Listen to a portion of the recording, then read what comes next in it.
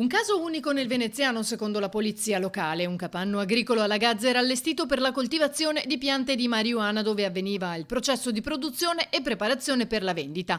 Il tutto gestito da un 47enne veneziano che aveva messo in piedi un giro di spaccio di prodotto a chilometro zero e che è stato arrestato.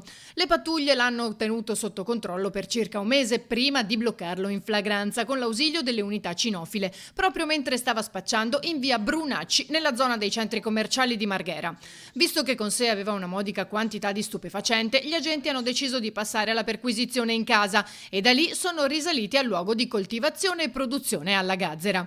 L'edificio agricolo che il pusher aveva preso in affitto pagandolo circa 4.000 euro al mese era stato allestito con cura maniacale. C'erano 7 box serra con attrezzatura specifica per un valore di circa 20.000 euro tra sistemi di ventilazione e aspirazione, temporizzazione, controllo dell'umidità e della temperatura, lampade, flaconi di fertilizzanti e diserbanti.